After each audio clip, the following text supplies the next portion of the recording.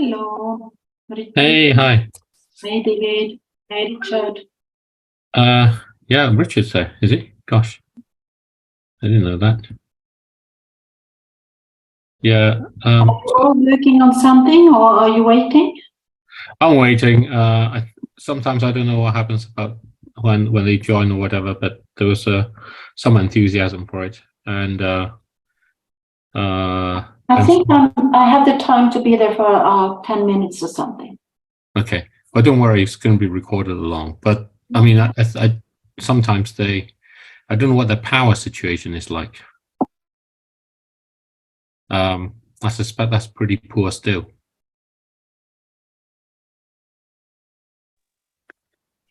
Because yes, of course, they lost. currently experiencing blackout, and due to blackout, a lot of network services don't work. Yeah. So I think it's fine. Everybody unmutes, and we can share our conversations. So Chisomo and Alice, please don't feel free. And Precious there. I think if you have a lot of background noise, then do so. But I've got the participants open, so it's easy to see. We've got a friend also, Inga Meta, who's from Norway, and we've been talking about some various other things, and some of it we may want to bring up maybe later. So why don't we start by kind of introducing each other, because I don't know, Precious, I think we've been on the call before, but I don't very much know you. Chisomo, I think we've spoken before, and Alice, I think we had I think we kind of had a chat, but I don't actually know your background, and it would be nice to know where you're all from and where you are at the moment.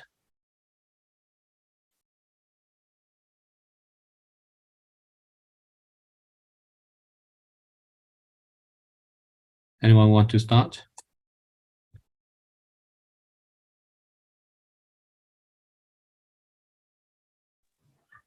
Okay, thank you, David. I hope you can hear me. Yes, absolutely. Okay. Absolutely. And I should add, I know very little about Malawi. Okay. You have to visit Malawi when you have to come. Yeah, I want to. So with Kaka, we're talking about trying to come. But what I would really love to do is to come when we're able to be engaging with something real along as well. So but I'm sure coming would actually make things more obvious as well. Yeah, absolutely. Okay, so my name is Chisomo Chwanga. I'm a student at the University of Livingstonia. I am doing environmental management. I am currently in the northern part of Malawi, in the city called Nzuzu. That's where I'm based. Anything else? I think that's all. Yeah.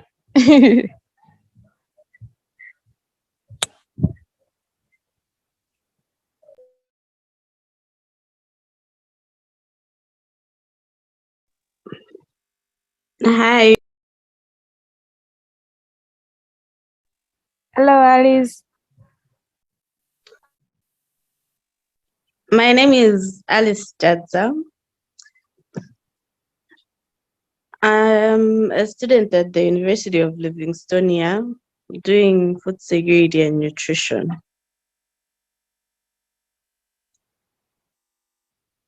I'm currently in the central region of Malawi in Lilongwe. Yes.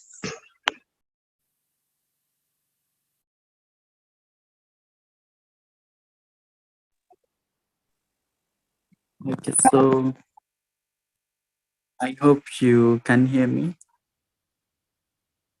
Yes, we can. Clear and clear. So I am Precious Ntondoa. I recently graduated from the University of Living Estonia. I studied for Bachelor of Science in Food Security and Nutrition. Currently, I'm in the Central Region of Malawi, in Lilongwe City.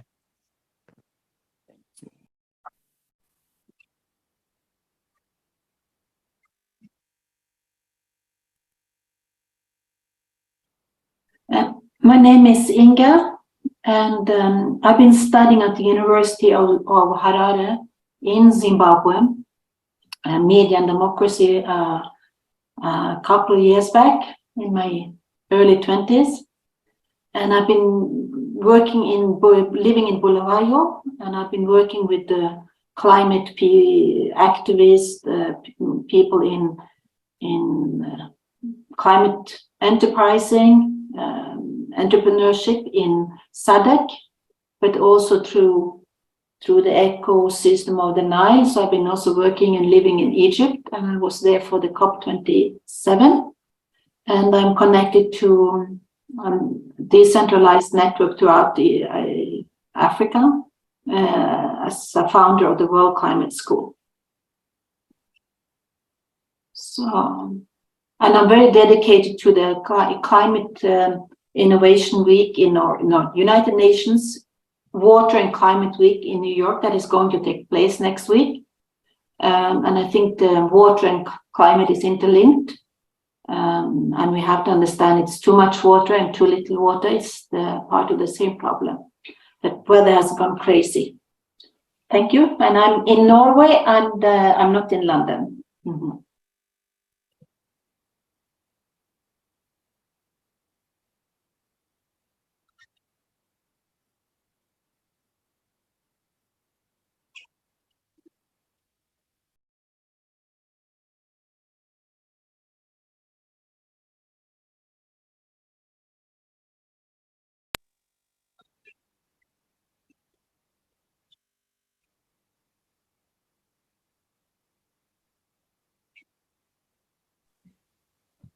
Is David still with us? David? I can't hear you, David.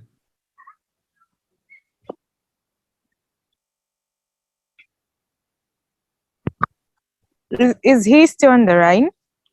Yeah, he is. Oh, now it's back. Can you hear me voice now? is back. Yeah.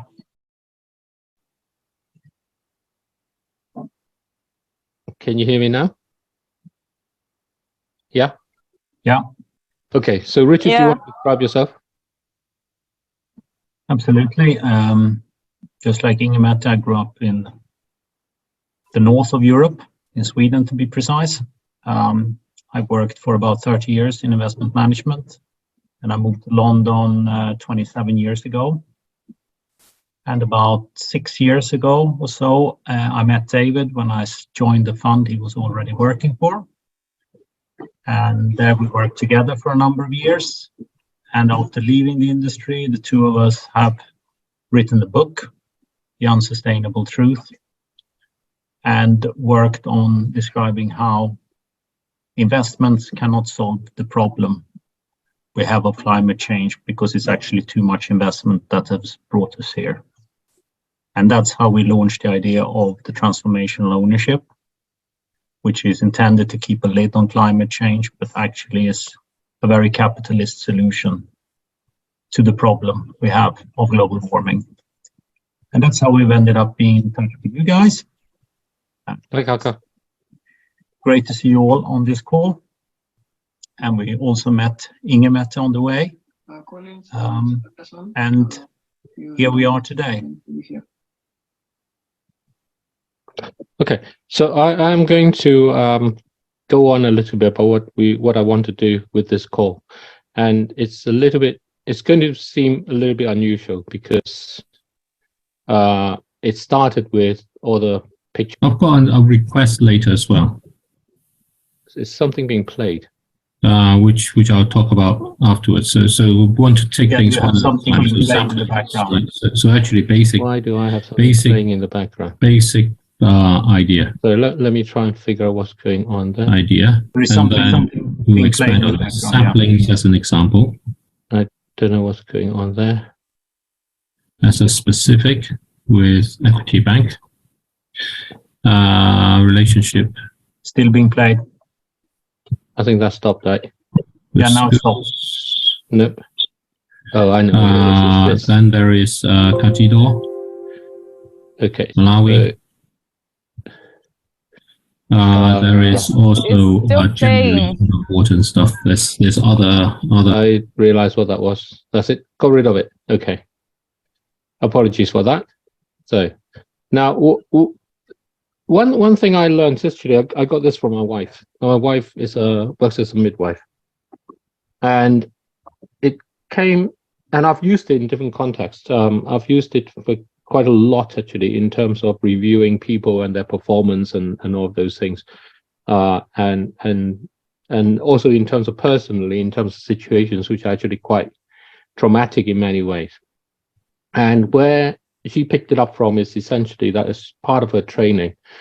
If you're a midwife, you get into situations where there's nothing you can do and babies die, or maybe there's something you can do and babies die, or whatever it is in that way. And typically there tends to be a rush to try and find out what went wrong, who was to blame, and all the rest of it, and just to try and then you get all sorts of people start commenting, and it gets to be quite destructive in that way along. Or you all kind of huddle together to try and support each other, and then it actually becomes quite destructive again, because all you're doing is just enabling, each other in not facing what really happened. And there is this Gibbs reflective cycle, which is relatively recent. It's 1988. So I don't know what age you guys were born, but I was born in 1964. So, this came out when I was kind of probably your age in some ways. So it's not like it's something which, a lot of the things that we learn about have very long history. And this is kind of fairly recent in that way. And it has 6 stages along to it. The interesting thing about it is it doesn't actually start by asking at all what went wrong, which is usually how people start. It starts by describing the experience, simply stating what happened, where and when, who was present, just kind of recounting where you were and what it is. And clearly with this situation, you were not necessarily at the same place. So maybe I received a tweet, I was having my lunch and that sort of thing, and then I saw the picture, or maybe I looked out the window and I saw the clouds and all those things along there. And they all matter because they become part of kind of how we're driven into it. And in doing so, what happens then is you get to understand what really you are feeling, what were those things were, and feelings really matter in things like this, more than the kind of rational analysis. And it's very strange to find out, and because for me, I'm a science person. I'm more about rational things. But it's actually quite interesting, because what helps you to then be able to go forward and work with the people in those situations along is that empathy that you have, as opposed to the solutions that you can offer. And the solutions may or may not work, but that empathy bonds. And that's what this kind of helps to bring out. And then only in the 3rd stage do you get to start asking, was it good or bad? But you're not actually asking what was good or bad. You start by actually about the experience. And then you start thinking, what about the experience was good? What about the experience was bad? And you're still not sort of saying, things like, an injection here was good for the baby or whatever. It's all about that sort of experience along to help you understand it. Then comes the analysis. So after all of that, you then are more able to analyze, why did things go well and why didn't they go well? Because very often what happens along the way is the reason why things actually did go well or didn't go well is not whether the actions were right or not, but it's how people reacted and how people were feeling and thinking. And those have a lot of ways in which they compound and make a bad situation much worse and much harder to deal with. That allows us to go on without the sort of judgment that we would initially throw in there, to start saying, what did I learn from it? What was the positives for different people? What could have been done by other people? What could have been done by me? And at that point, you begin to start thinking about, okay, how do I interact so that I'm better prepared, or we can be better prepared, or the communities involved can be better prepared. So that's sort of the pace I like us to try and do. What I want to do out of this is that we take what we experienced today and with our descriptions to try and draw up with a kind of summary that guides us to writing actually what can be a very, what I hope will be a very helpful report, as it were, over the next week or so. And that, you know, the government is going to take 3 months or maybe 3 years to come up with some sort of an assessment of what it was and all the rest of it. And each thing is going to have certain aspects of this. And very often those things don't actually help communities in where they are, or find ways in which to connect, because usually they end up, you know, saying, oh, we need a better power system. Yeah, we know that. We knew that before for Storm Freddy, Cyclone Freddy. We know that after, but it doesn't actually say what that actually means. So does that make sense to you guys? Hello?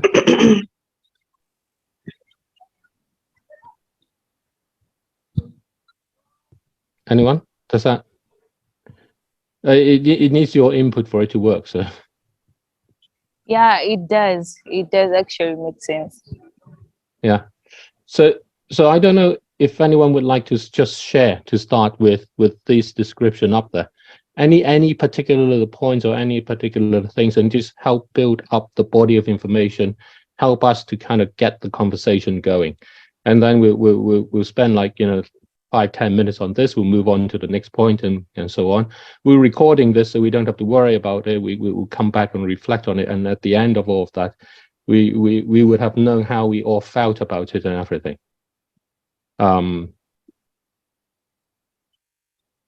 So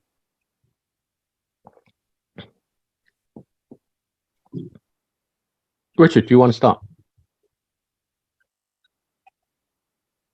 It might be I know nothing about this, you know. I still don't. I've spent my whole life trading, so for me, those situations have always occurred in the industry. I think when you're looking back at things, I find it incredibly useful to. So I'm going to interrupt you. We want this to be about Storm Freddy. Okay. Maybe the first time you saw about it was in the tweets, or. So yes. What happened? Where were you when you first realized? I first saw it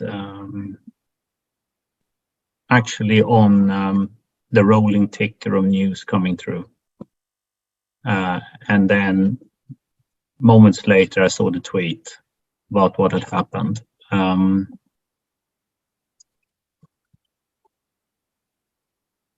Do you know? Are you aware of the place and the people? Yeah, I'm aware of the location, but I don't know anyone there. I'm not great at African geography, but most of it is sort of attached to Mozambique, and it hit across the whole continent really. But the worst of it, we've seen the pictures.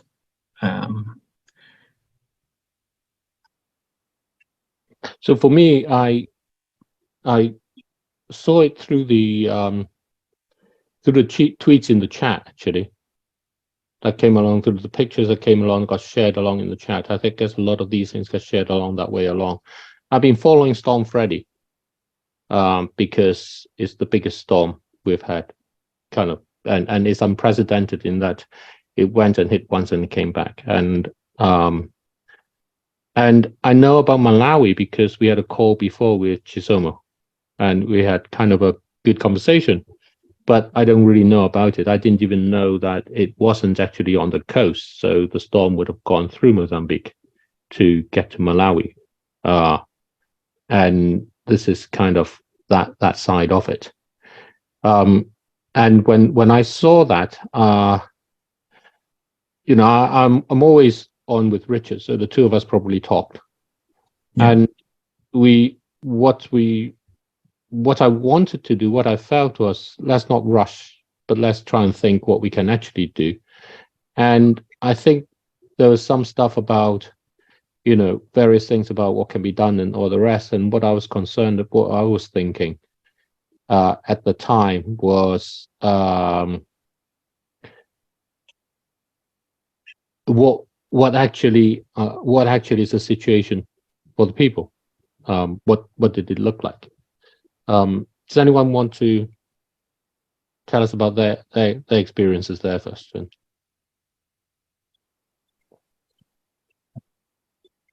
Alice?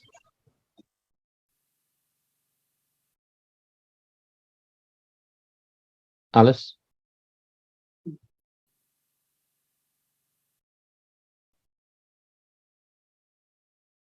I see you have your hand up, Alice, if you still, and Inga's, either one. I'm going to reshare my whole screen because it's probably helpful to share it with the hands. Yep. So I can say that my family and friends in Zimbabwe, they start saying a long time ago, it's been raining cats and dogs, you know, like the weather's disturbing livelihood and work and food. Yeah, everything has been disturbed because of the heavy weather. So, and my emotional aspect of it is that I see that there's heavy rainstorms in Peru at the same time now, and there's a heavy rainstorm in Turkey with the earthquake. So it's like happening multiple places, this kind of extreme heavy rainstorms. And with me, we have been having 1 meter of snow. So it's like on top of everything outside. I look outside the window. So it's kind of the weather is kind of very extreme. So with 1 meter of snow, and then tomorrow it will rain, it's like tons of snow on top of roofs and houses. And which means that the flooding will come from the streets, or the sewage system will not be working because it's frozen. Yeah, that's my situation. So my emotions towards the cyclone that comes from the Indian Ocean and up, it's like, not again, you know. That's my emotions, not again, you know. And then I know the African Horn, there is no water. They're kind of drying up. Yeah. So Alice or Chisomo? Yes. I heard about the cyclone on a page called Department of Disaster Management Affairs. So they announced that there'll be a cyclone Freddy was happening, but then they said that it will hit Malawi, but then I think people were taking it that serious, that it will affect Malawians a lot. That was last week. And on Friday in the southern region, rain started pouring and it was continuous for the whole weekend. And after that, I think on Sunday in the night, around midnight, that's when I heard in Chilobwe, there's an area in the southern region, in Blantyre. There's this other place called Chilobwe, and there's a mountain. The mountain is called Soji Mountain. So people started hearing some noise from the mountain. It was water coming from the mountain, landslides, I think so. In Malawi, we call it Napolo. Water started coming from the mountain, and a lot of people in the southern region, in the city of Blantyre, have built their houses in the mountain. And I think that's why they're very much affected, because when the water was coming from the mountains, it started hitting their houses and all that, and a lot of houses fell down, and it was at night. And I don't think people noticed until in the morning. That's when in the morning people started seeing houses that have fallen, people were nowhere to be found, and all that. Yes. That was the situation, like on Monday. So and Alice, Yes. sorry, I wasn't sure, was that you or because and where were you in there? You said you were further north, right? Yes. And I've forgotten who was speaking just now. Alice. It was Alice. That was Alice, right? Yeah. So Yeah. you were further north, and what was it like for you where you were? It wasn't raining to our side, but then in the southern region, that's where the rain was pouring. So for So you, yeah. I just heard about it because I live in Blantyre. Yes. That's in the southern region. So I live close to the place which was affected. So, but your family is there. You live there, and you were in the long way further away Yes. at the time. Yes. And so, did you hear directly from your family as well? Yes, I heard directly from my family. Luckily, my family wasn't affected, but then they told me about the situation. Yeah. And Chisomo? All right, thank you.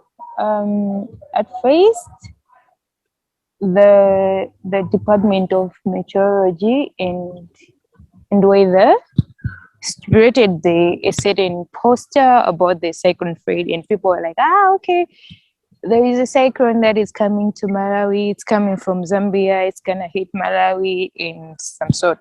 No one thought of what's the impact of the cyclone.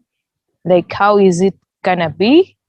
So people posted on social medias, WhatsApp, Facebook, Twitter, and the like. And after they said like it's gonna hit Malawi on the 13th, yeah, if not 12th.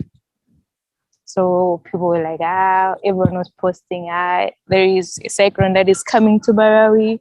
It's gonna be in Malawi by this date, and so on. I don't even think that the disaster response, the DODMA, it's called DODMA in here, like the disaster offices that deals with issues that has to be concerning about natural disasters and stuff. I don't think they had anything prepared, because they just like created that poster and posted on social media that people should be aware that there is a cyclone that is coming to Malawi. So after the cyclone hit it, actually I'm in Zuzu, so I'm not in the I was not in the part where the cyclone hits, but my sister is in Mangoshi, that's in the northern part. So after the cyclone hit the southern part, that's when people realized that, okay, we were just talking about this is coming, but we didn't actually talk what's the impact, what's the impact that the cyclone is gonna bring. Because I remember I was going to a place where I work in the morning, so people were like, people in Blantyre have experienced this and this and this. People saying that it has been raining for 3 days non-stop. So people like, there is flood, there is water, there is mudslide everywhere. And that's when people started like becoming active. Or okay, this is what is happening right now. This is what is happening to Malawi. to Malawi and to our fellow Malawians. So I think that's where people started to act. We knew that the cyclone is coming, but there was nothing, literally nothing done on the ground, like no preparation, no any measures taken. People were just talking about it. Oh, there's a cyclone coming. But after the cyclone the flood hit Malawi in the southern part, and after people saw the impact, that's when people start taking measures, start taking action on the cyclone. And I remember a certain day, I think it was on the 5th, if not the 4th of March, I was talking to my sister and she was like, there is water here everywhere in Mangoshi. And I live close to the lake, so I think if you're gonna hear in the next morning like I'm gone or you don't hear from me, that means I'm washed away. In the place that I live, it's all in water. So that's when I was like scared. That's my sister. And she was like, there is heavy lanes here.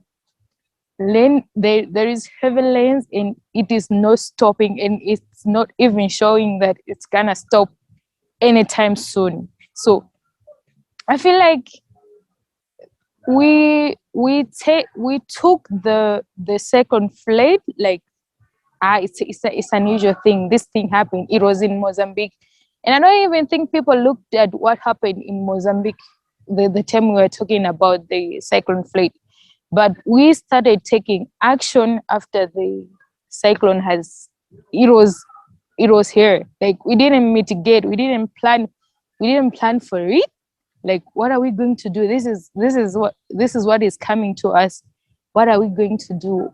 What are we going to do as people? What are we going to do to mitigate or to adapt?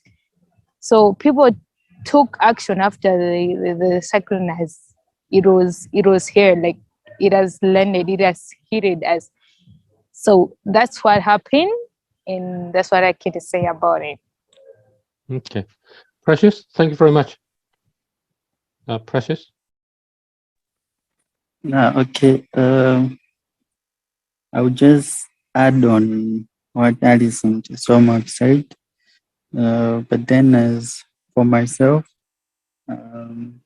I heard of the cyclone Freddy on social media. People were posting on their WhatsApp statuses. So it was a poster from the Department of Meteorology. That's when I got to learn about the cyclone Freddy, and it was on I think Friday. Yeah, there was also a poster circulating from the Ministry of Education indicating that all schools should be closed from Monday to Wednesday because we are going to experience heavy rains. So it will not be necessary or suitable for students to go to school because they were expectant that floods might occur. That's why they indicated that all schools must be closed for the moment. By that time, before that, they indicated that the cyclone is going to hit some areas, and that it was only in the southern region and part of eastern region. So that's in the city of Branta, Chikwawan, Sanje, Palombe, Chiraju, Cholo. Yeah, so it was indicated that the cyclone is coming from Mozambique. And then, sorry to interrupt. I'm just understanding where you said you were in Lilongwe yourself, and do you have people in those parts, or are they? Yeah, of course. I have friends from Branta. Just friends. Yeah, so I have answered your question. And were you hearing from them? Okay, I talked to them after the cyclone had to hit us badly. So I was just checking on them, like, how is the situation there? So likely, all of them, I asked about 5 of my friends, and then they're like, they're safe. But then a lot of their neighbors, they were affected. Right. Yes. So, yeah, but by that time I was in Lidongo, and I was just following the news on social media, like what is happening. So you were saying it's been raining from Friday up to Sunday non-stop, and then uh, Sunday night, it's when the big incident happened in Blantyre, where they experienced the landslide, and a lot of households were affected, and a lot of people were buried in the mud. So actually, today I saw in the news that doing some research whereby they are digging in the mud to find people. And it was around, I think, around 10 a.m., if not 11. They found about 5 people, and it was a single family. So they were both dead, and the house was swept away. Yeah, I think that's what I can talk about. I don't know if I've left anything. That's brilliant. That's really good. Thank you for sharing, everyone. So we're going to move on a little bit and just maybe kind of explore a little bit better how you actually were feeling along there. And it's always difficult to share feelings in some ways, and it takes a bit of time to get used to try and be open about it, because I guess most of us spend most of our time trying not to demonstrate too much how we feel. But the purpose about this is actually because whether we're angry or whether we're sad or whether we are depressed about the situation, or whether we are happy about it for some reason or another, like, you know, I'm sure that you were happy to find that your sister was fine, and all of those, I think they're really important, because without understanding those feelings, what we end up very often do is to become too rational. And the understanding about what we can do and what we can't do very often comes from having to reconcile that with our feelings as well. So just want to share our feelings with that. You know, listen to this, and at the time when I was looking at it, I was kind of torn in some ways. I always have a way of trying to protect myself by becoming very rational. So I try to protect myself by trying to think, okay, how can I look at this rationally, as opposed to kind of allowing myself to experience it. And that's kind of how I remember feeling it as I was seeing all the pictures. In a way, it's more remote because I'm not there. I don't know people there. But this is sort of one of the things that Richard and I talk a lot about, and what we feel very much about is that, you know, it's the personal aspects, and they bring it out, and then we wanted, and I remember thinking, how does this, you know, how do you not turn this just into kind of a disaster story in some sense, because it strips so much of the people from there, and those are sort of my feelings along the way. So this is very far away, very remote kind of feeling, because it's not a country I know, it's not kind of personal friends and people, so it's more just feelings about climate change and the general storytelling about it that I have. Anyone else? Alice, I see your hand up, if it's meant to be up. So. Well, after hearing about what happened on Monday in the morning, that a lot of people have lost their lives and all that. It was a very sad moment for me because it was talking about the people who live like in Planta around the areas of Sochi, Chilobwe, and all those areas. So those are areas that I know a lot of people who stay in those areas, and I was trying to call the people, trying to call family if they're okay. Gladly they answered that they're fine, but you know, those people in the southern region, since the rain started, they haven't had electricity from Friday. This whole week they didn't have any electricity, and there was no water, so it was hard to communicate with other people around that area. You would try their phones and their phones were not working, so you would just get frustrated that maybe something has happened to them or something. Because we also heard in the news that about, as of now, about 220 something people have lost their lives.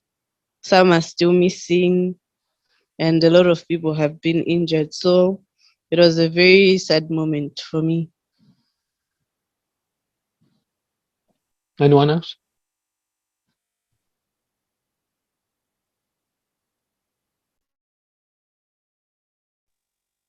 Okay, as for me, I was just filled with fear as it was something unexpected because despite that it was announced, but then the impact was just too much and it was heavy to bear.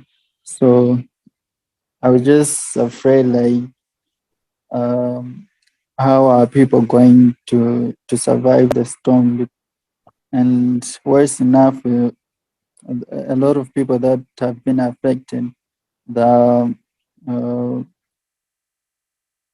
the people that are living in the rural areas, at least those living in the urban, their houses could withstand the waters.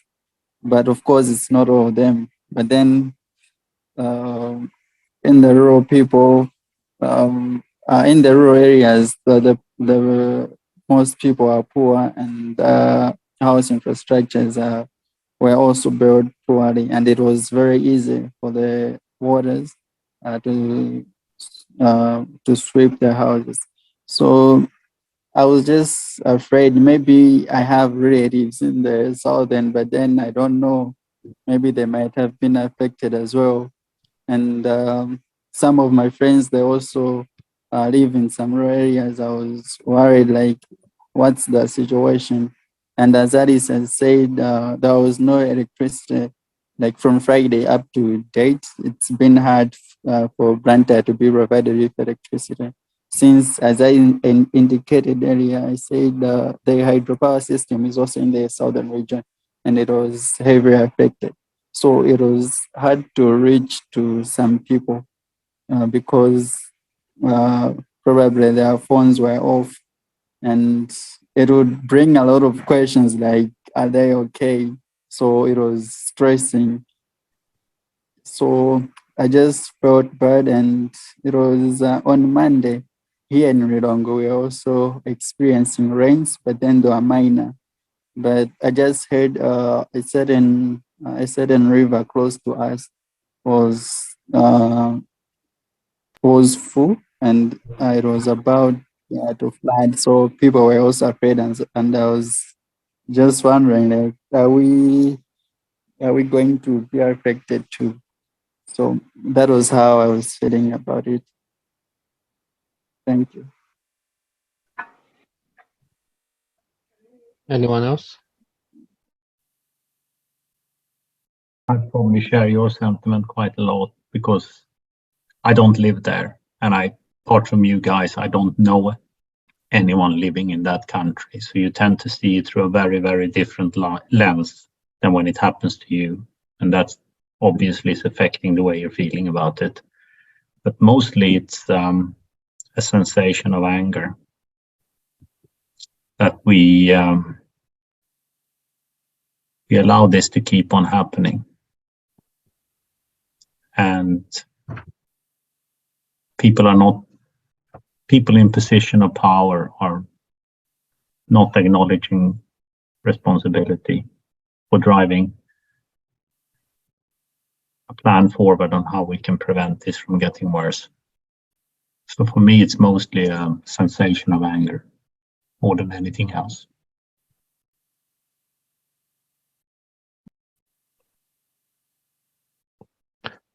Alice, I see you still have your hand. You have your hand up. Would you like to say something? Okay, and I think that what people in Malawi and in the southern region, there are a lot of districts which have been affected. Blantyre, Chikwawa, and Palombe, and all the districts. But out of all those districts, Blantyre has been affected the most because this was the first time for Blantyre to experience such a devastating cyclone. And the floods and all that. The floods in Malawi here, most of the times, they'll always occur in districts like Chikwawa and Palombe and all those districts. So I think those other districts have maybe better adaptation measures, and maybe they were used that year in, year out, they always have floods, and they were prepared of some sort, because a few people died in those areas. But then when you look at Blantyre, a lot of people died because maybe due to lack of preparation and all that. Right. Billy, I see you've just joined. I don't see an audio next to you, so I'm not sure if you're able to speak. But what we're doing is we are just sharing our experiences, our feelings during the time of the flood when we had heard people and so on. And so do feel free if you would like to join along.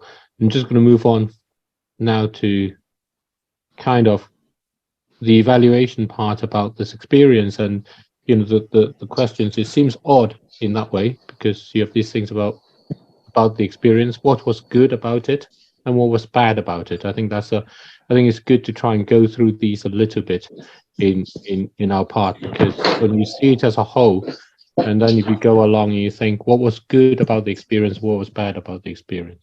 So again, from your personal perspective, and try to keep it more towards that than thinking about for the country and something like that in that way. What we're hoping to achieve here is that sense of how we ourselves belong in it, rather than taking ourselves out in that way. So what was good about the experience actually for me is we ended up with the conversations in the chat, and actually we then thought, actually, can we, it made me feel about wanting to get a little bit more involved about it and thinking about it. I'm not sure whether the approach is necessarily right or wrong, but it's taking a step. So for me, that was a very good part of that experience. And what was bad about the experience is, of course, you feel very helpless. You don't know what you can do, and it's already happened, and something like this will happen again. So, or you feel that was the case. And what went well, again, is very hard to see. The situations there as I was there. And so rather than the situation, what went well is what went well. And for me, what went well is, again, the same as what was good about it, is actually I felt I was able to engage. I didn't just blank out and say, okay, it's too much, I can't do it. And I'm just going to step back and kind of stay with my anger and leave it there. And what didn't go so well was probably because, in my sense, that I probably got a bit too rational about it. I got too much about how I must be or whatever in that way, and I wasn't able to listen to people, get people to I wasn't really able to follow and actually listen to the conversations that were going on in the WhatsApp chat. Partly because I think it's actually very raw. It's quite hard to read those things along. and you want the chance so that it's not just a comment or something else, but actually to be able to sit back and share a little bit. And I don't think that it was possible to do that. And what did you and other people contribute to the situation? Well, there's a lot of the information sharing that was very, very, very important. And it's very good because it made me aware of it, someone who's completely outside of it. And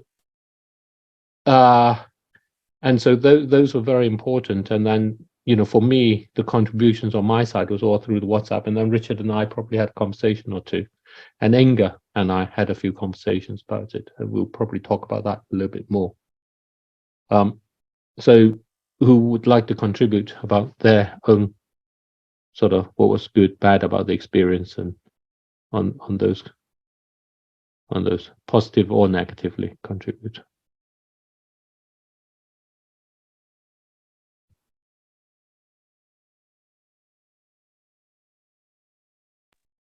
I'm happy to go first, also because I'm unfortunately will have to leave here shortly. But I always find that when events that affect you happen, the actual act of talking about it does help. It's not a rational reason, although for some it might be, but it's just the fact that you can vent your emotion does help, because most of the time you do not vent emotions for a lot of reasons. But by talking, you actually get that vent, and you can unleash emotions, and all sorts of emotions, sadness, anger, whatever it might be. So the actual fact of being able to talk about it is in and of itself something that makes you feel better, actually. Certainly in my case. But it doesn't come easy for me, because I typically don't naturally talk to people about anything.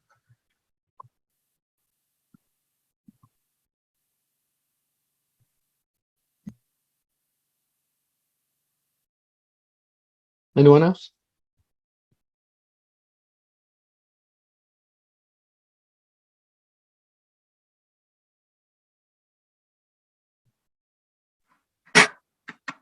Okay, so let me talk about what was bad about it. I think it's a very big setback for the nation, as well as for many families, and also because as I'm speaking, I was reading in the news like there is a certain woman has lost her husband and all children, and she's just alone.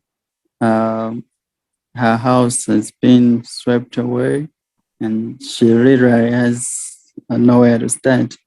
So it's a very big setback for some families as well as the nation, because currently already struggling with cholera, and then there is this, and also some infrastructure development taking place already as a nation, because we don't have good roads here.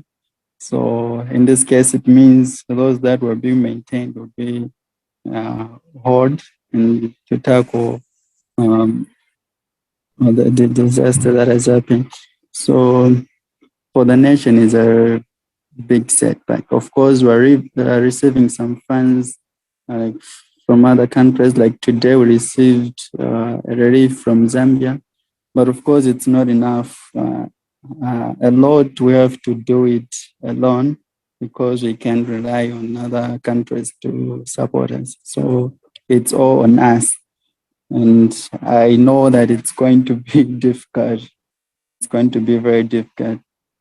So I know for the economy, because all the crops that were in these regions could have been swept away with the flood.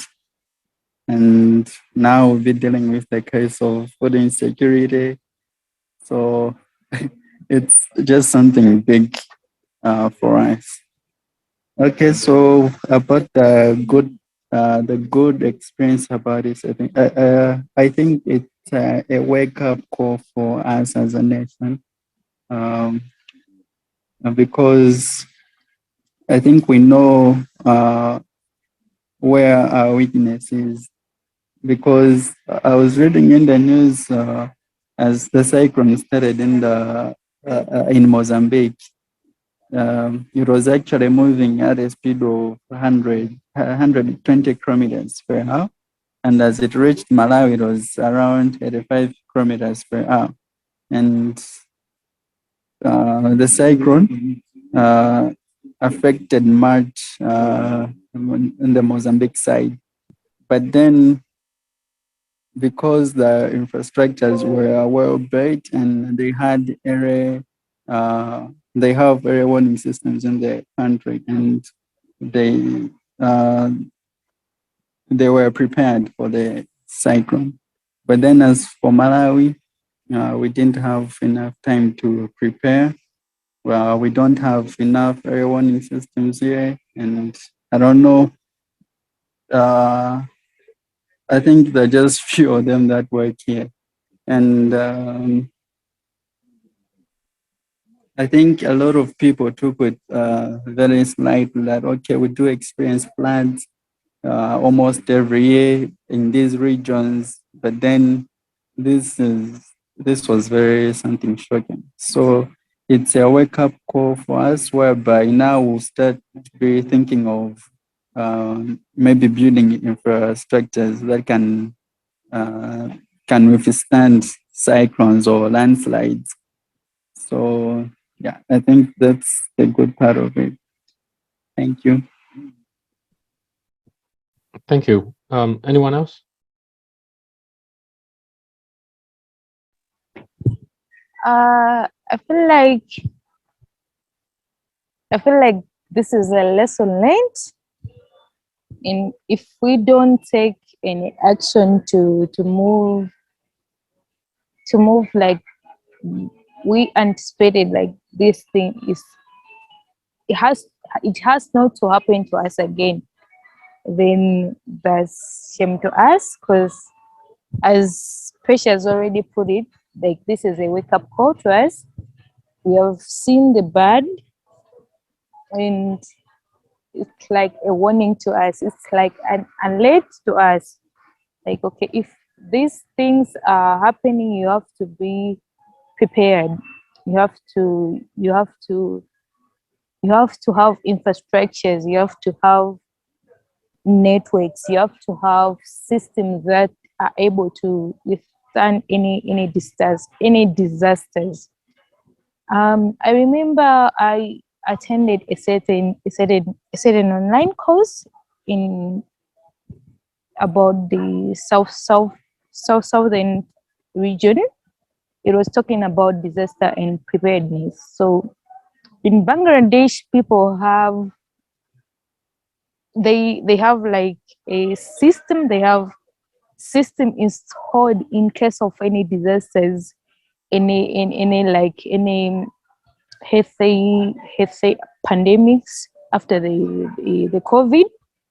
They have installed many systems and many ways of adapting to that. So I feel like this has to also happen to Malawi, which I know it would take time for Malawi to reach that state, because I know my country. Things don't actually happen so fast due to politics in some issues. And my greatest fear is that actually the victims that have been affected by the cyclone Freddy, there are people that are poor, that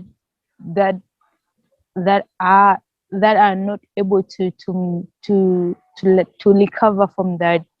And I know that people are traumatized, people are like greatly affected because of the cyclone Freddy. And I know that this cyclone Freddy, yes, it has given us a lesson learn, but usually those that are affected with the natural disasters are poor people, are people that are vulnerable already. Because for you to construct a house where they were living, that means there were no places for, they were like, they didn't have any other place to build, but those places, they were like suitable for them, like they preferred to stay there just because of their economic status. That's why they were building there. But I believe if they had like any money, any stable income in that sort, they could have built the houses strong and like, and it saddens me because most of the people that are affected because of many natural disasters are poor people, not the rich. And the rich just come in with donations and the likes, but they will not help these people to have good infrastructures and the likes, but they will act once something has happened. So I feel like there is need to improve the economic status of people in Malawi, so that people will not be affected as this much whenever we have a natural disaster. And I feel like there is also need for us as people to help out, to reach the victims as much as we can. And that's all what I can say about. Thank you very much. And anyone else?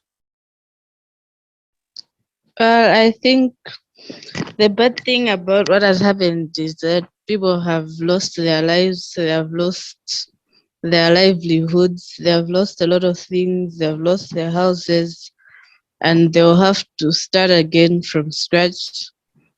They can't even, after all this is over, they can't build their houses where they were, because now I don't think the government would allow them to build their houses there, because they have realized that those places are flood-prone areas, and now the government will have to find other places for the people to build their houses. And at least those houses should be built very well to withstand the floods and all that.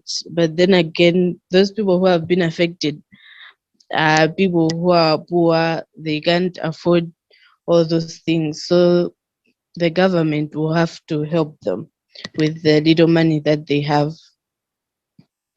And I think the lesson that we have learned as a country and the government also is that the land authorities need to make strict rules that people shouldn't be building their houses like in flood-prone areas, as we have seen a lot of people build their houses in mountain areas.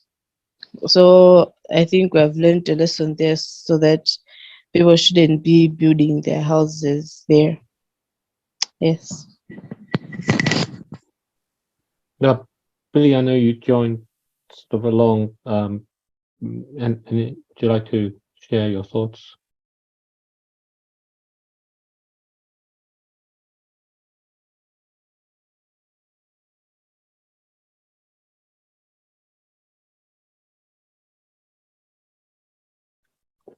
Okay, so we've sort of naturally moved along a little bit in the sense that we kind of started asking about some of the things that didn't go so well and why didn't it go so well. And I think what is helpful in this next part is what sense can I make of the situation, and what knowledge, my own or others, can help me understand the situation. And this is you know, it says up to now you focus on details of what happened in the situation. Now you have the chance to extract meaning from it. You want to target a different aspect of what went well and ask yourself why, And if you're looking, and so you basically kind of trying to place yourself now, this is now looking a little bit more into the broader context along and so on. So why did things go well? And well, for me, I mentioned about things going well in the sense of interacting with you all, and I think that came because we had a chance to have a conversation before with Chisomo.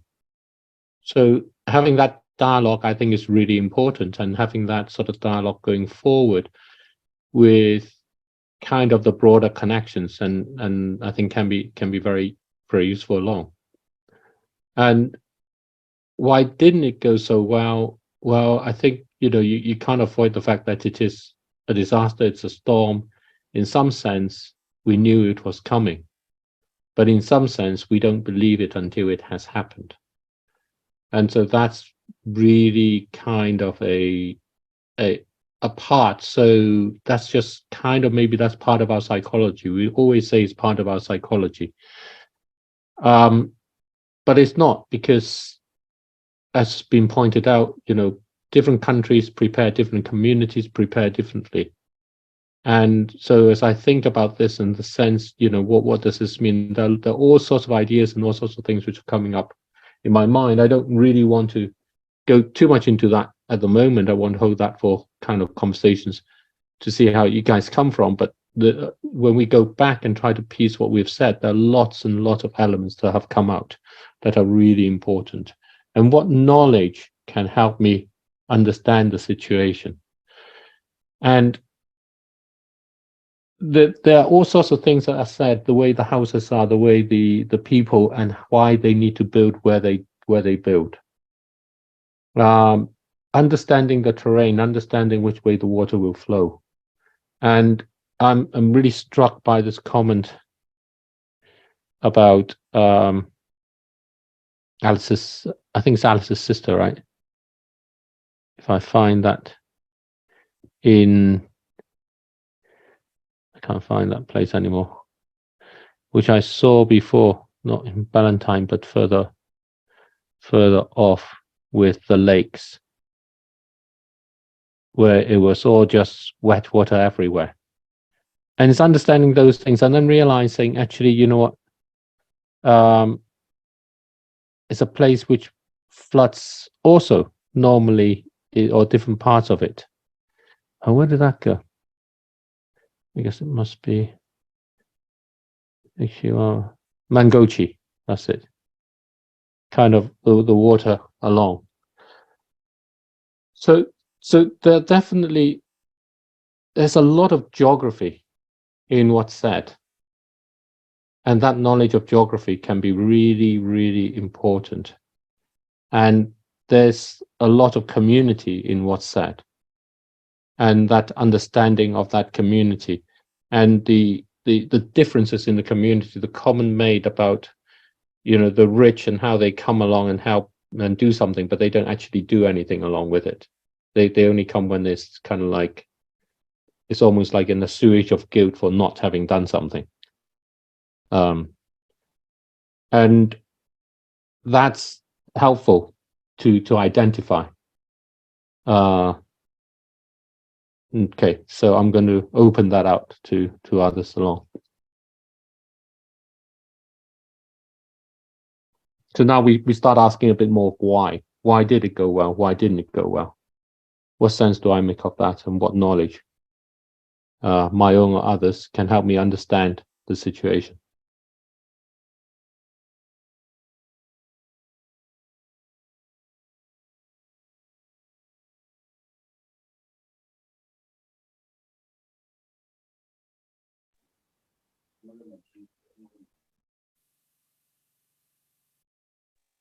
Okay, so I just have a simple comment on this.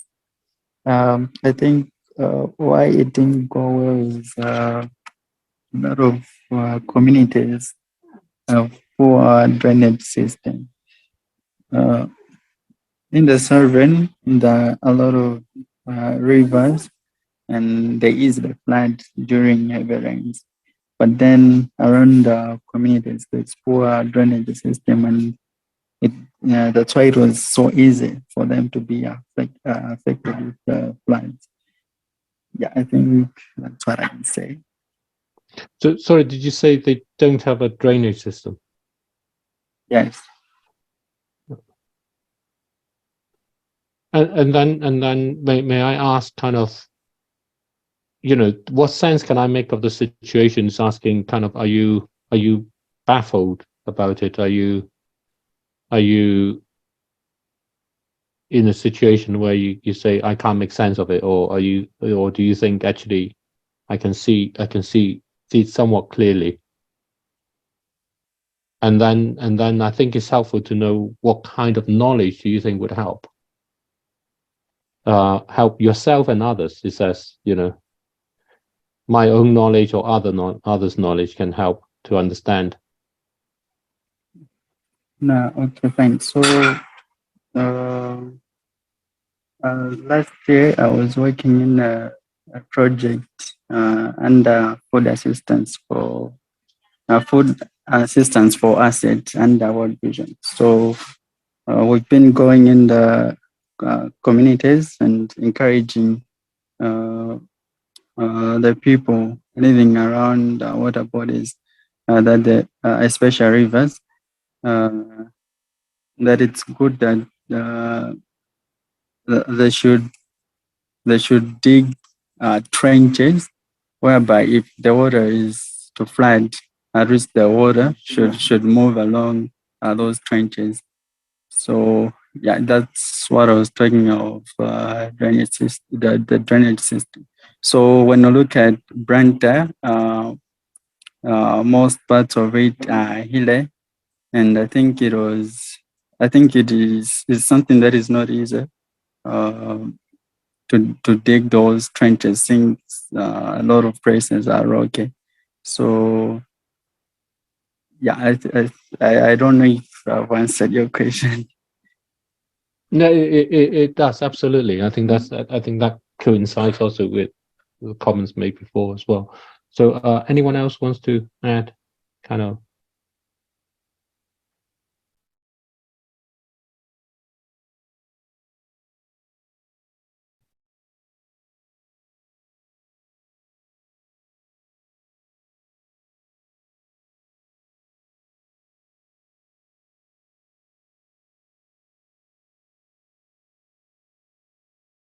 Okay, so it's good to have a go at it if you've some thought before we move on. But if not, we'll move on. Because even as you just reflect on it, it brings out things which we don't realize as you start talking. There's more that comes out than you think.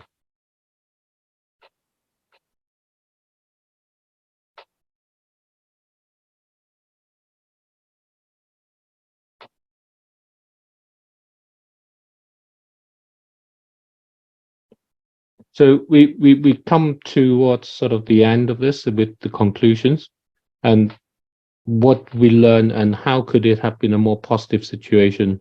What skills need to be developed to help? What else could I or others have done in that way in this situation? I think that's an important thing. Richard wants to say something. I have to go. Sorry, guys. Thank you so much. Finish with a comment? I can't really add anything. So thank you so much for logging in, everyone. My best wishes to all of you. Okay, so we will catch up with you again next time. He's actually off away for a week, so enjoy your week. So we come back. I was thinking on why things didn't go well. I think one of the most obvious things is in the southern region,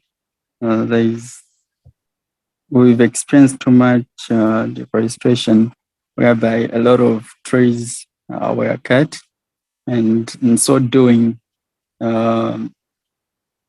water was that's why water was just flowing freely, had it been that we had a lot of trees, I think the water table wouldn't rise, because the water that was coming from the mountains, it was due to the rise of the water in the water table, and then it had to burst off from the mountain, and it caused the landslide.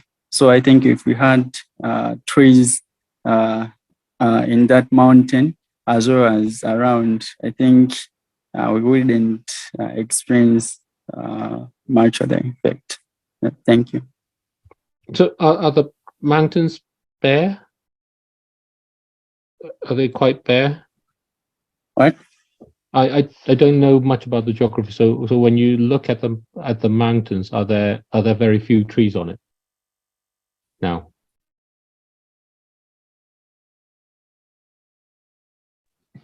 Yes, currently there are a few trees on the mountain, but then some few years back there were a lot of trees on like the Soji mountain, which experienced the landslides.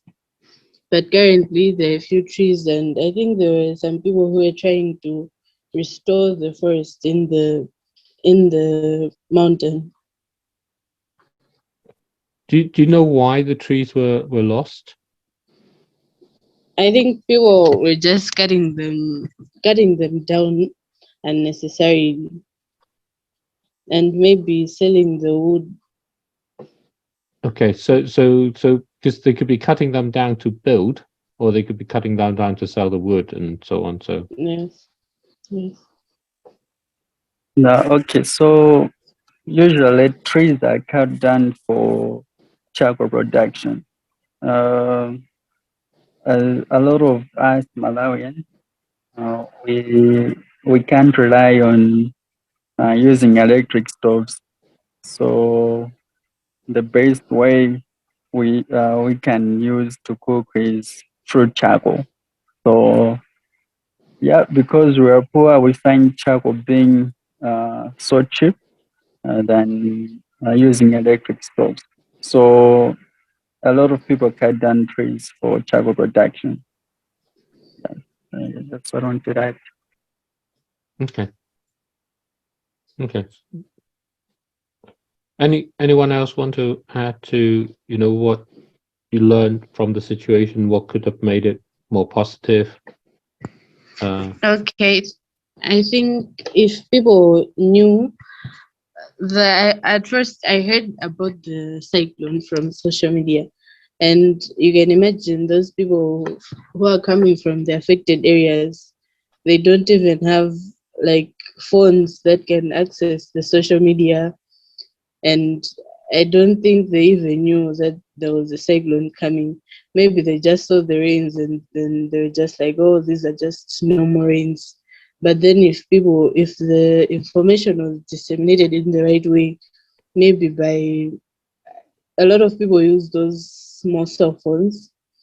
Maybe if the Department of Disaster maybe sent messages through the text messages sending that there's a cyclone coming, people should evacuate from those flood prone areas, maybe things would have been better. Because as we see, Mozambique was the one which was hit hard with the cyclone and not Malawi. But then as you can see, Malawi is the one which has been affected greatly, which means that our friends had better ways of disseminating the information, and they had better resources than we had. So if the people knew, and if the information was disseminated in the right way, maybe a lot of people would not have died. That's very helpful. That's very good. And any other thoughts from anyone else?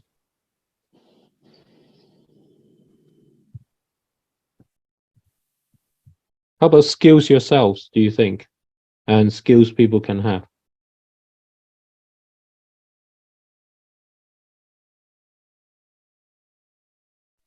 Okay, maybe people should be taught and what they should do when floods happen, and they should be taught how they should respond to floods, what should happen, and all that. And I don't think a lot of people have knowledge about what should we do when floods happen. Even I don't even know what should we do when the floods occur. Yes.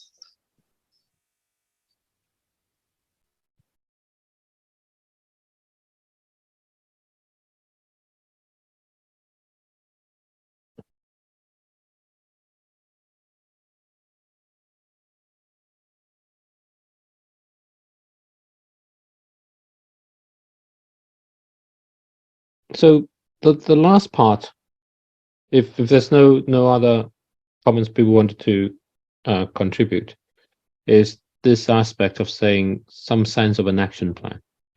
And with something like this, action plan can be very grand and stuff, and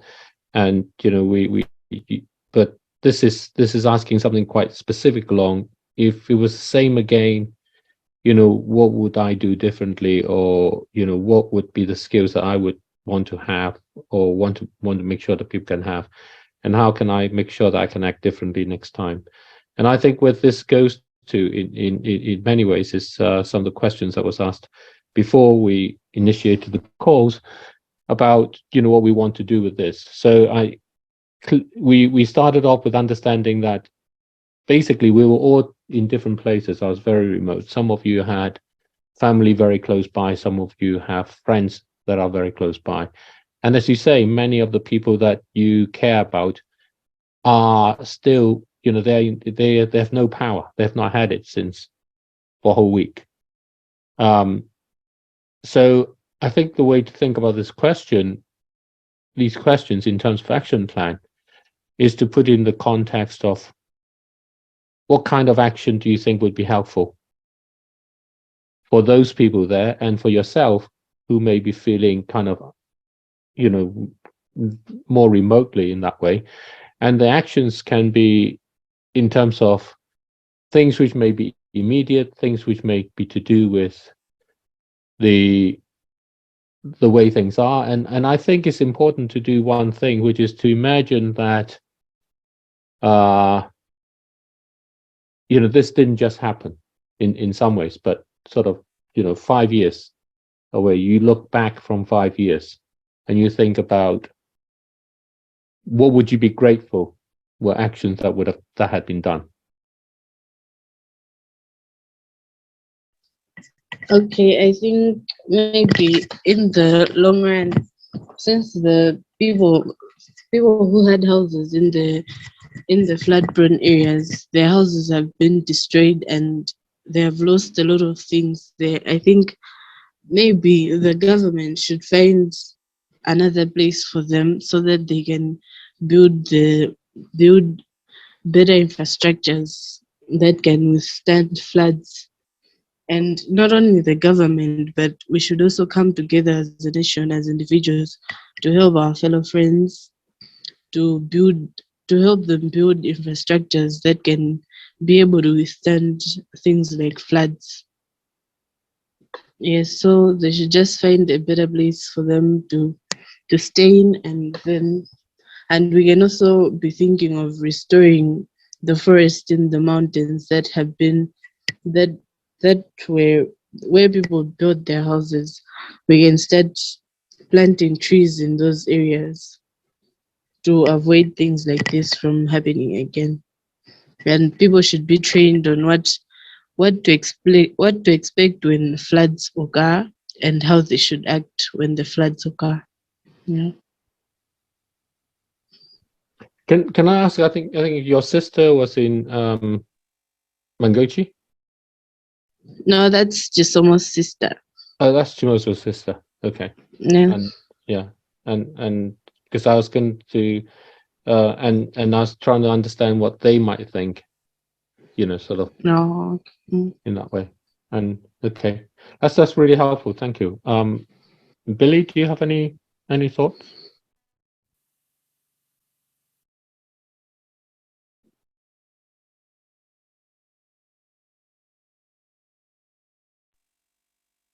Okay, so I think what Alice has said In 2017, the vice president of Malawi had to visit Soja Mountain. He was inspecting together with the Minister of Natural Resources. So the conclusion was it's people living around here, it's a death trap, because after the assessments, they saw that floods would easily occur around that area. So they say that people must be evacuated before they experience any disaster. But then people had to put an injunction saying they can't leave. So the Department of Natural Disasters been working on it. That injunction should be overcome, but then it's been hard until this year. They've been hit with the cyclone Freddy, and they experienced the landslide. So yeah, the government has okay, like in the district of Chikwawa, a lot of communities, they were given a place in some other regions that they shouldn't be living there, because where they're living, there were flood-prone areas. But then the people, they refused to leave those areas. So it's a fight that has always been there for long, because people look at, okay, I've been living in this area since I was born. Why should I leave now? This is my home. So it becomes so hard to convince people to leave those areas. But then I think after experiencing it, I think it's when they can have a mind to say, I think we are risking our lives. We are risking our lives, maybe. As you say that, people wait for something to happen, and then it's when they have another mind. I think, okay, let's take action. But just being told that this is a flood-prone area, it becomes so hard to convince people to leave. So when people find it difficult to leave,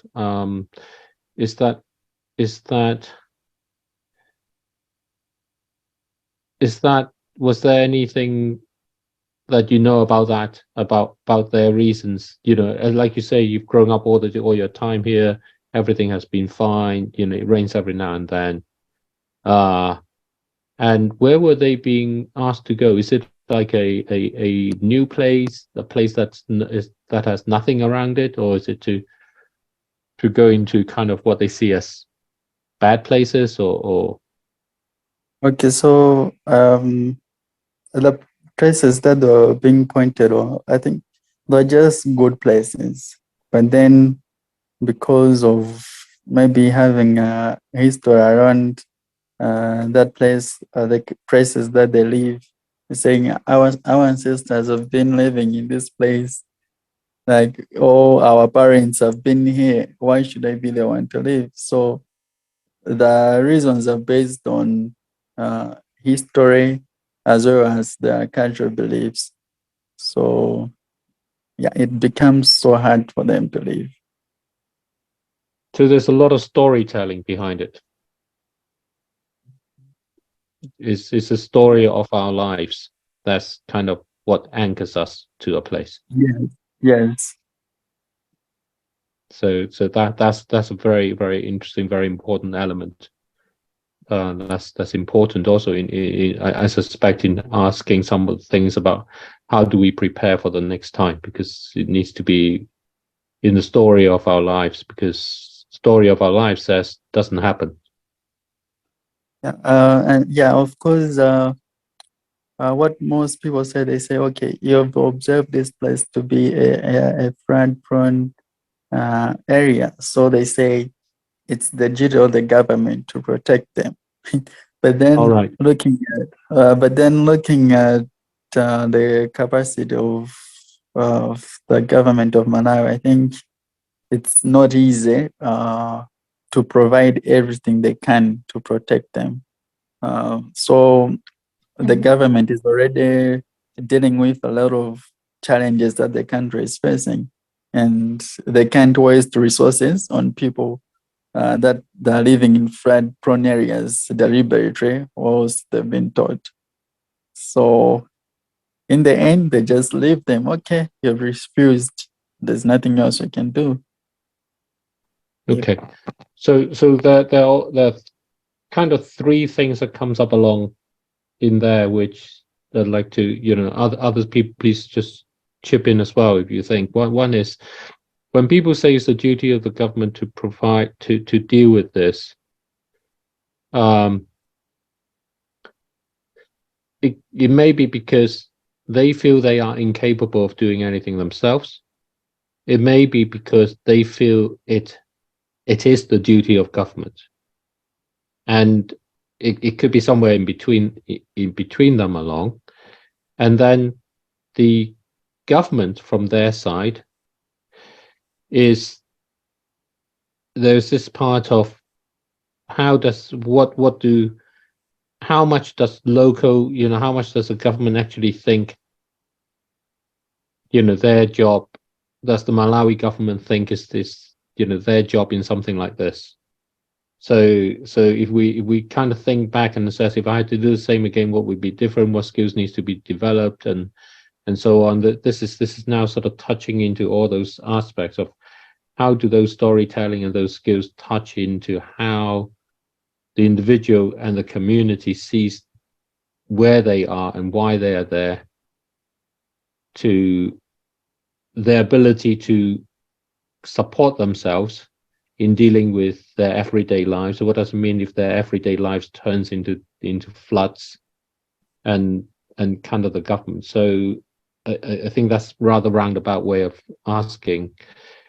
Do people actually feel they don't want that responsibility to deal with it, and they think it should be the government, or do they feel that they can't deal with it, and therefore someone should help?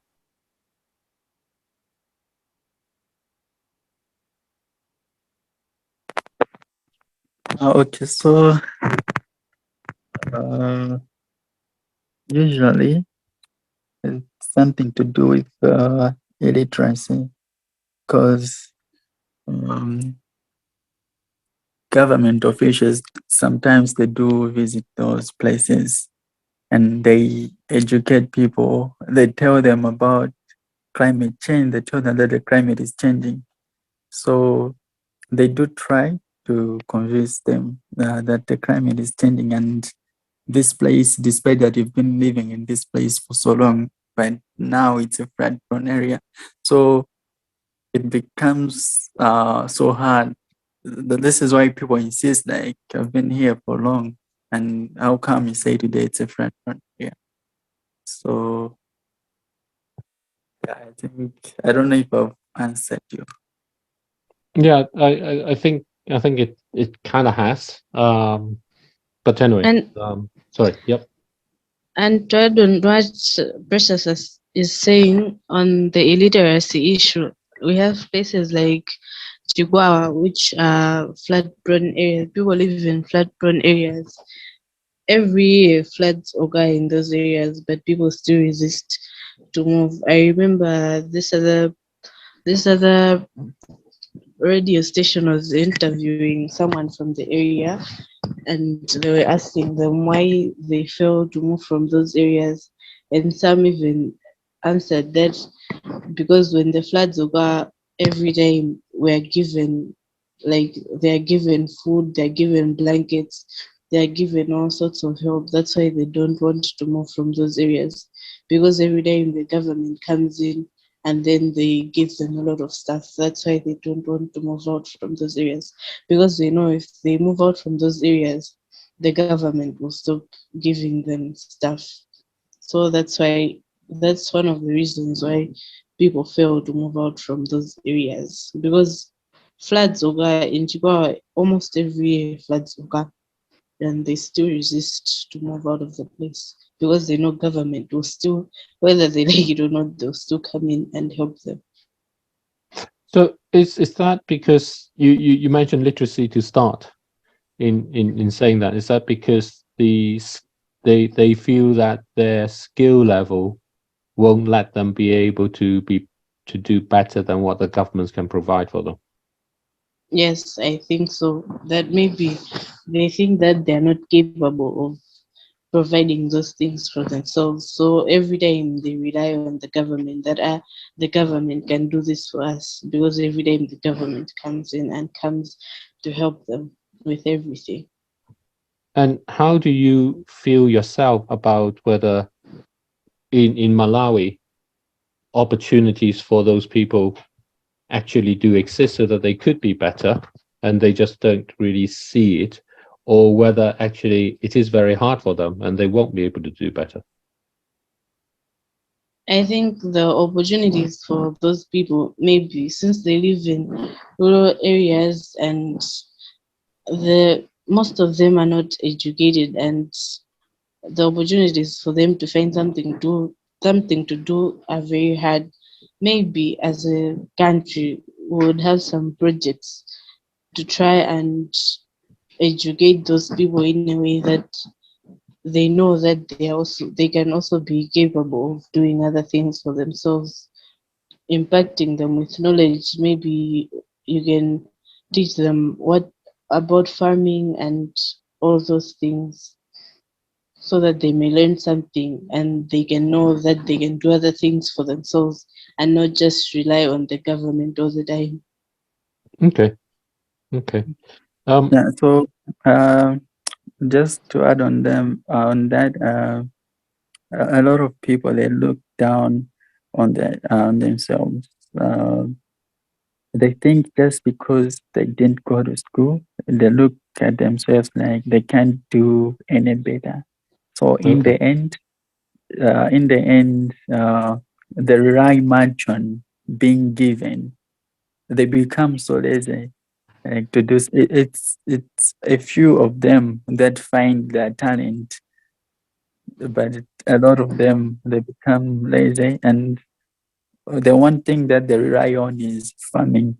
But then when you look at the district Chihuahua, farming doesn't work, and there's no better crop. There's no crop that does better there, because every time it's being hit with floods and sometimes dry spell. So for them, for people in those very rural, low literacy situations, farming is usually the way through. But what you find is that they don't. The weather really just doesn't help. It's either too dry or too wet. What? So it's either too dry or too wet for them if they want to rely on farming. Okay. And how about yourselves? So just before we finish off, I'd like to sort of think about how does this, if you think back about what you've said and what we've said and those things, does there anything stand out for yourself about what skill actually you think is most relevant that you can for yourself? Not necessary to help, people in Chivara or anything like that, but just in terms of what has this situation helped you to think in terms of the skill that you think is what you may want to have.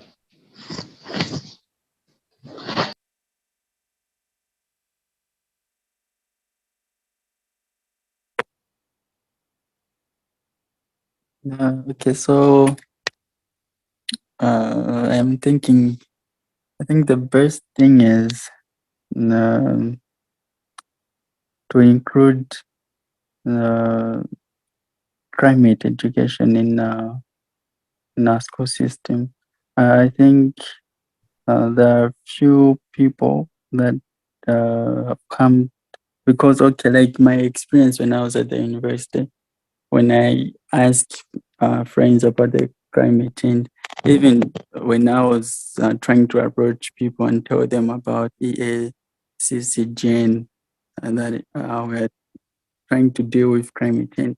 A lot of people don't have knowledge on climate change. So I think we need to do much advocacy on climate change. I think people need to understand like what's going on, and maybe they'll start thinking in a different way. So I think climate education will be helpful even in those rural communities. Thank you. Alice, any thoughts on that?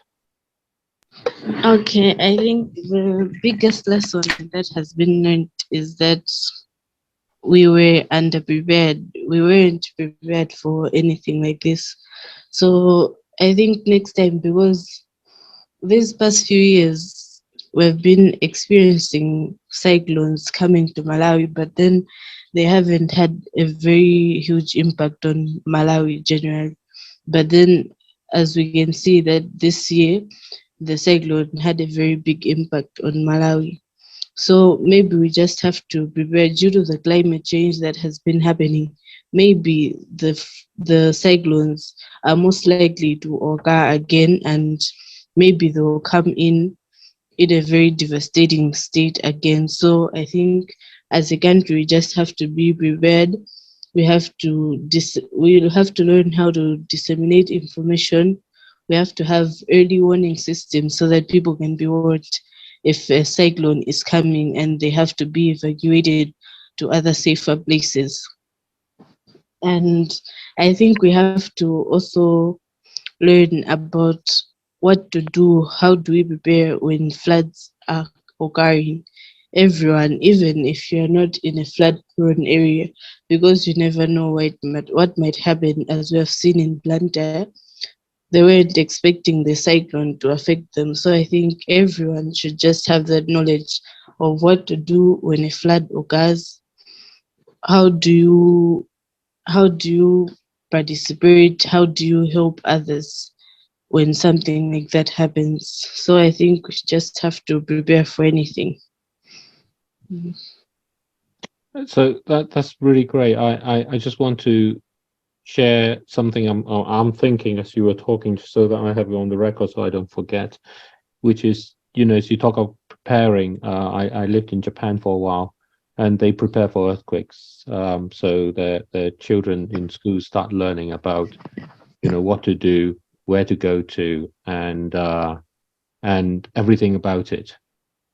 So everyone instinctively know, even if no earthquakes happen, they are not surprised when something does happen along. And that's very much kind of what you're describing, because even people in areas which are not earthquake areas, and I think that's important, because you move, you can grow up in one area and then move to another, and then find that actually you're now in an area with floods. But the thing that struck me is equally about the other side of droughts, because you only find out with floods it's different. Floods come because it's a deluge, and then you are now caught in there. Droughts is the opposite, where you use the water without realizing that you're going to run out.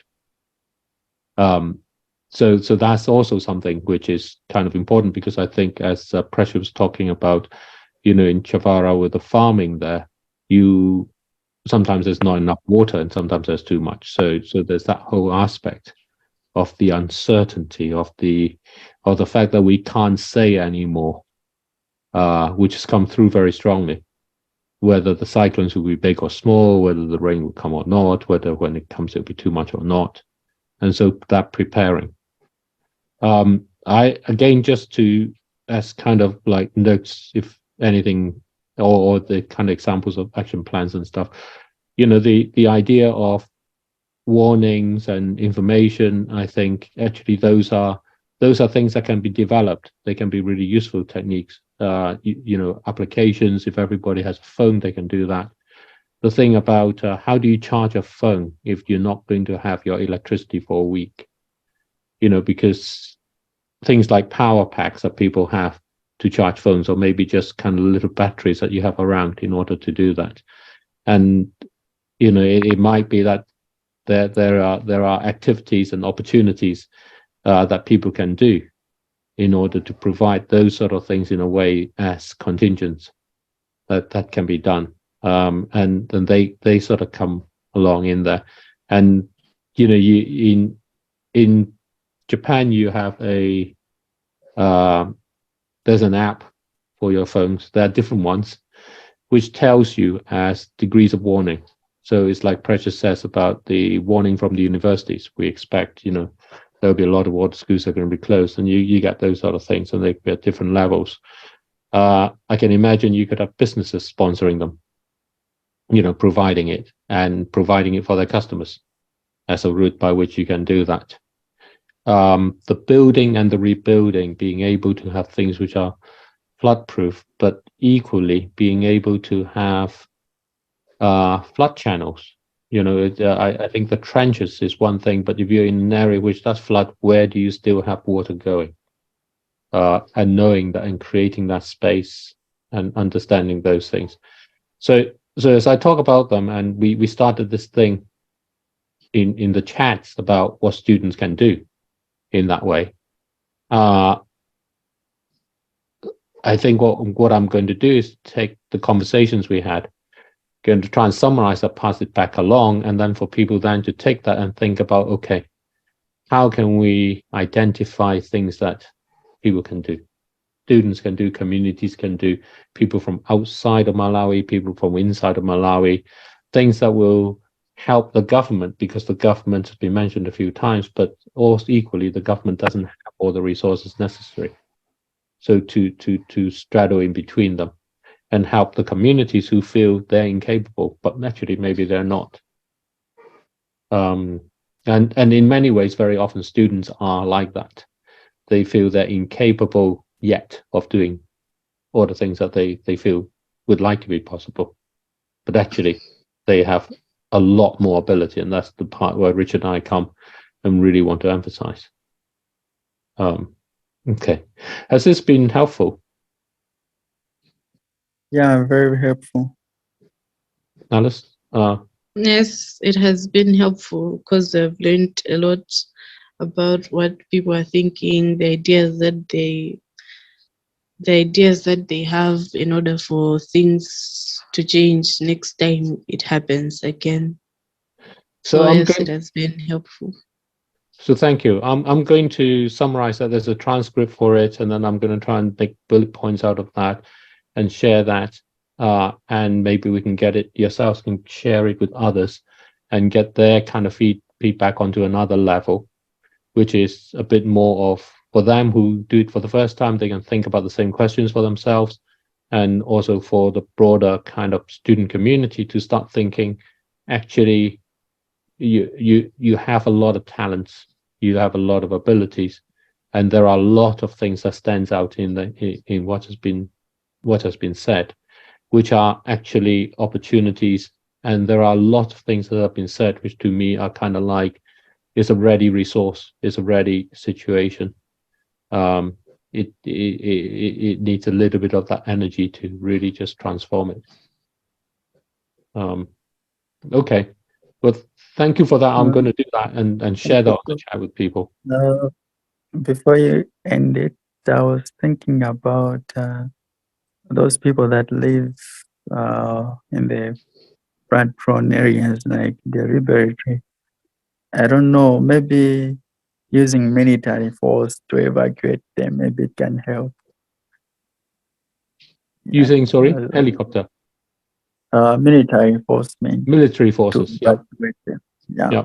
Because living there deliberately and bothering the country, that they should be providing assistance to them every time, which is, it doesn't help.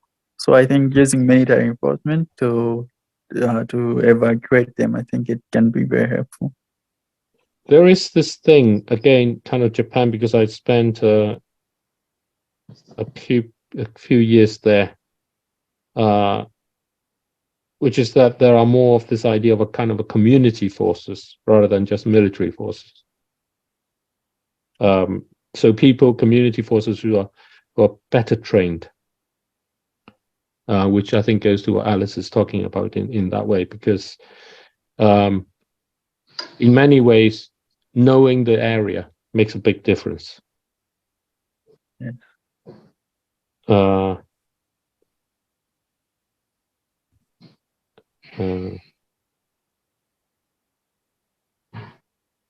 So, but that's a good idea. I think those are kind of things that can come along.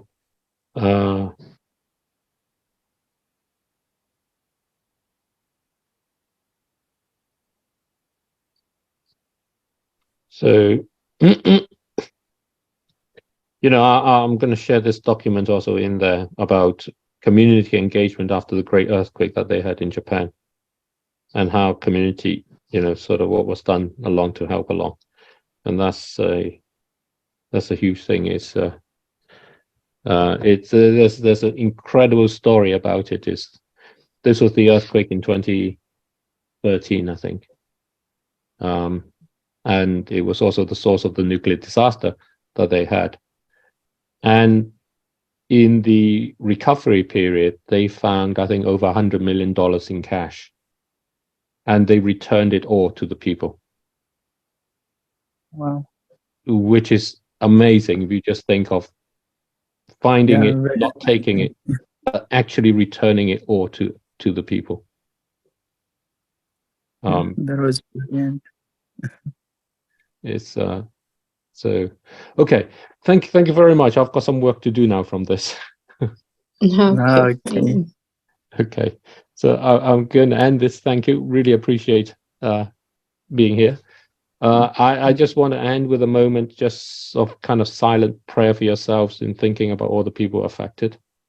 I'd like to finish a bit like that. That, you know, whoever they are, that, you know, we remember them and remember the people who are affected through them. Not just the ones who lost their lives, but the ones who lost their, you know, their livelihoods, their belongings, and their families and friends who, by the sound of it, many are still concerned and worried because they haven't been able to be in touch. So, you know, you know, God bless them and be with them all. Okay, bye-bye.